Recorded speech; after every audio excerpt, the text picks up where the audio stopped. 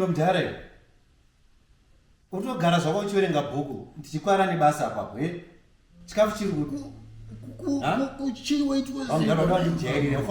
ndodya bhuku rero vanoita zvekungoda kuti kandira mabhuku panapa patidye bhuku ndenzara akaenda ndichishandira wakangogara ipapa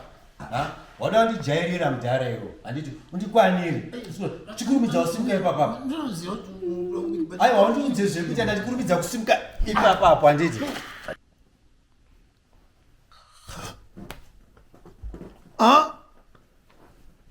mbona akakwaniri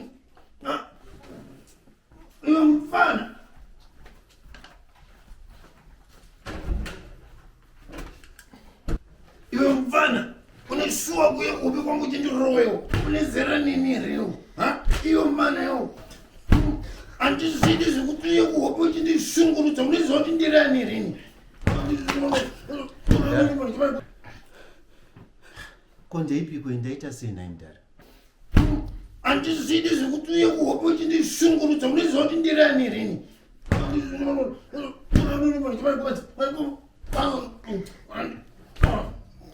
chichachi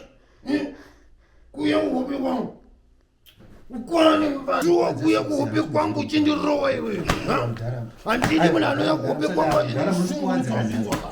utozviguma nasi ndatadziko pana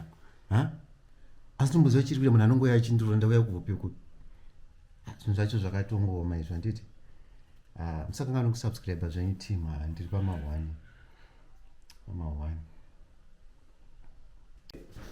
nezvenyu mimi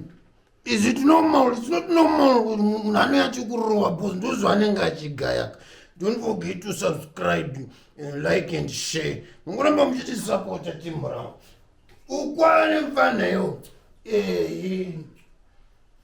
gara kuhope kwako kwete kugara kuhope kwangu.